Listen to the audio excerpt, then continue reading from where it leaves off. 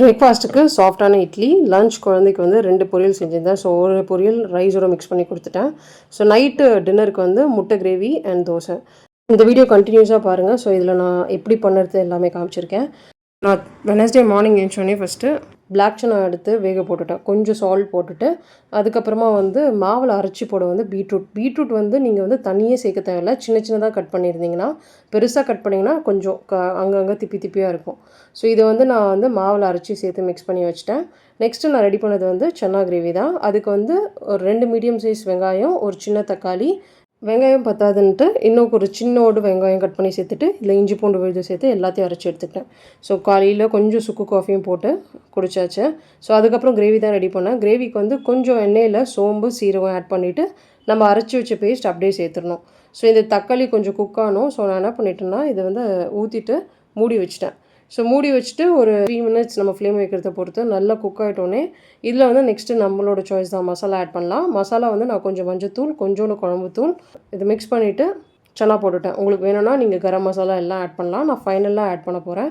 So chana சேர்த்துட்டு கொஞ்சம் கல் உப்பு தண்ணி போட்டுட்டு மூடி போட்டு கொதிக்க வைக்கணும். ஸோ இதை கொதிக்கிற டைம் அப்போ வந்து நான் வந்து சவ் கட் பண்ணி ரெடி பண்ணி வச்சுட்டேன். ஸோ இது ஒரு 8 to 9 மினிட்ஸ் நல்லா கொதிச்சதுக்கப்புறமா ஃபைனலாக வந்து இதில் வந்து நான் கொத்தமல்லி, அதுக்கப்புறமா வந்து வீட்டில் அரைச்ச சீரகத்தூள், அதுக்கப்புறமா கரம் மசாலா. ஸோ சன்னா வந்து நான் 10 விசில் வச்சேன். நல்லா சாஃப்டாக குக் ஆகிருந்துச்சு. ஸோ இதை நான் வேறு பாத்திரத்தில் மாற்றி எடுத்து வச்சுட்டு நெக்ஸ்ட்டு பொரியல் தான் ரெடி பண்ணேன். பொரியல் வந்து சவ் பொரியல். பொரியலுக்கு வந்து நம்ம நார்மலாக எண்ணெய் ஊற்றிட்டு கடுகு, சீரகம், உளுத்தம்பருப்பு, காஞ்ச மிளகா காரத்துக்கு சேர்த்துருக்கேன். ஏன்னா இந்த மிளகாத்தூள்லாம் போடலை நான். அப்புறம் கருவேப்பிலை சேர்த்துட்டு கட் பண்ணி வச்சுருக்கேன் சவ், கொஞ்சோண்டு மஞ்சத்தூள், அதுக்கப்புறமா கொஞ்சோண்டு கல் உப்பு சேர்த்துட்டு தண்ணி வந்து சவுச்சோல்லையும் இருக்கும் உங்களுக்கு. ஸோ நீங்கள் கொஞ்சம் ஊற்றினா போதும். நிறைய ஊற்றுனீங்கன்னா எக்ஸ்ட்ரா வாட்டர் கொஞ்சம் கொலன்னு ஆகிடும்.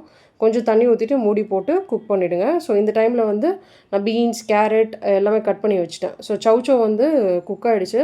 ஸோ அதுக்கப்புறமா நான் கொஞ்சோண்டு வந்து தேங்காய் அரைச்சி இதில் சேர்த்துட்டு இதில் கொஞ்சோண்டு கொத்தமல்லி சேர்த்துட்டு மிக்ஸ் பண்ணி வச்சுட்டேன். ஸோ ஸ்டவ்ஸ் ஆஃப் பண்ணி ஆகிடுச்சு. ஸோ இதை நம்ம வேறு பாத்திரத்தில் மாற்றிக்கலாம். ஸோ இது காயில் வந்து கொஞ்சம் ஸ்வீட்னஸ் இருக்கும், அதனால் குழந்தைங்களுக்கு ரொம்ப பிடிக்கும். நெக்ஸ்ட்டு கேரட் பீன்ஸ் பொரியலுக்கு வந்து அதே மாதிரி எண்ணெய் ஊற்றிட்டு கடுகு, சீரகம், உளுத்தம்பருப்பு, காஞ்ச மிளகா நான் வந்து தாளிக்கிறதுக்கு சேர்த்துருக்கேன். இதுக்கப்புறமா வந்து நம்ம கட் பண்ணி வச்சுருக்க கேரட், பீன்ஸ் ரெண்டுத்தையும் சேர்த்துட்டு கொஞ்சம் மஞ்சத்தூள், உப்பு, அதே மாதிரி கொஞ்சோண்டு தண்ணி ஊற்றிட்டு மூடி போட்டு வேக வைக்கணும். ஸோ உங்களுக்கு தண்ணி பத்தலைன்னா கூட பரவாயில்ல, நீங்கள் ஓப்பன் பண்ணும்போது அந்த ஸ்டீமான வாட்டரை உள்ளே போட்டுட்டு அப்படியே குக் பண்ணுங்கள். ஃபைனலாக இதில் வந்து நான் வந்து கொஞ்சோண்டு தேங்காய், அதுக்கப்புறம் கொத்தமல்லி தான் சேர்த்துருக்கேன். ஸோ அவ்வளோதான், பீன்ஸ் கேரட் பொரியல் ரெடி. ஸோ இது முடிச்சதுக்கப்புறமா வந்து நான் மோஸ்ட்டாக ஒர்க் பண்ணிகிட்டே இருக்கும்போது ஷிங்கில் வர பாத்திரத்தை தேய்ச்சி வச்சுட்டே இருந்தேன்.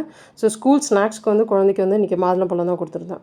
அதுக்கப்புறமா வந்து அவளுக்கு மார்னிங் பிரேக்ஃபாஸ்ட்டுக்கு இட்லிக்கு வந்து இட்லி பிளேட்டில் நல்லெண்ணெய் ஊற்றிட்டு தடவிட்டு இட்லி ஊற்றி வச்சுட்டேன். எண்ணெய் கொஞ்சம் ஃப்ளேம் கம்மியாக வச்சுட்டேன். ஸோ நம்ம ஃப்ளேம் வந்து ஹையாக வச்சுட்டு நல்லா தண்ணி கொதிச்சோடனே இந்த மாதிரி பீட்ரூட் இட்லிலாம் ஊற்றினோன்னா அந்த கலர் வந்து நம்ம அப்படியே எடுக்கலாம். சீக்கிரமாக குக் பண்ணணும். கொஞ்சம் நேரம் நம்ம ரொம்ப லேட்டாக குக் பண்ணி எடுத்தோன்னா கலர் சேஞ்ச் ஆகிடும். ஸோ ஸ்லோ ஃப்ளேம்லலாம் வச்சா, ஹை ஃப்ளேமில் வச்சா நீங்கள் அந்த கலர்லேயே எடுக்கலாம், மோஸ்ட்டாக பர்பிள் கலரில். ஸ்கூல் லஞ்சுக்கு வந்து அவளுக்கு சவ் பொரியலில் ரைஸ் மிக்ஸ் பண்ணி கொடுத்துட்டு அதுக்கப்புறமா கேரட் பீன்ஸ் பொரியல் தான். சவ் பொரியல் அவளுக்கு ரொம்ப பிடிக்கும். ஏன்னா அதில் ஒரு ஸ்வீட்னஸ் இருக்கிறதால அவள் ரொம்ப விரும்பி சாப்பிடுவாள். பிரேக்ஃபாஸ்ட்டுக்கு வந்து இட்லி, அதுக்கப்புறமா வந்து சன்னா கிரேவி கொடுத்துருந்தேன். ஸோ அதுக்கப்புறமா நான் அவளை ஸ்கூலில் ட்ராப் பண்ணிவிட்டு வந்துட்டு என்னோடய பிரேக்ஃபாஸ்ட் வந்து இட்லி சன்னா. ரொம்ப சாஃப்டாக இருந்துச்சு இட்லி. ஸோ நார்மல் தான், இது மில்லட் இட்லி கிடையாது, நார்மல் தான். அதுக்கப்புறமா ஒரு 1 hour கழித்து நான் வந்து கொஞ்சம் பொமோகிரனேட் சாப்பிட்டேன், ஒரு 11 o'clock அந்த மாதிரி.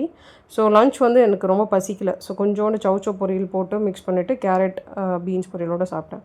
ஸோ அதுக்கப்புறம் ஈவினிங் ஸ்நாக்ஸ் கொஞ்சம் வேர்க்கடலை, அதுக்கப்புறம் வேர்க்கடலை பர்பி, வேர்க்கடலை கண்டின்னு சொல்லுவாங்க.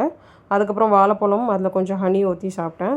ஸோ அவ்வளோதான். ஸோ இந்த ஸ்நாக்ஸ்லாம் சாப்பிட்டு முடிச்சிட்டோடனே நைட் டின்னருக்கு வந்து தோசை, முட்டை கிரேவி தான் பிளான் பண்ணேன். அதுக்கு முன்னாடி கொஞ்சோண்டு மாவு எடுத்து வச்சுட்டேன். ஏன்னா நெக்ஸ்ட் டே நாளைக்கு மார்னிங்க்கு யூஸ் ஆகும்னு சொல்லிட்டு. இந்த கிரேவிக்கு நான் 2 வெங்காயம், 1 தக்காளி எடுத்திருக்கேன். ஸோ வந்து இது வந்து 2 பேருக்குன்னு வச்சுக்கோங்களேன். இதுவே உங்கள் வீட்டில் வந்து 4 பேர் இருந்தாங்கன்னா நீங்கள் எல்லாமே டபுள் ஆக்கிக்கோங்க.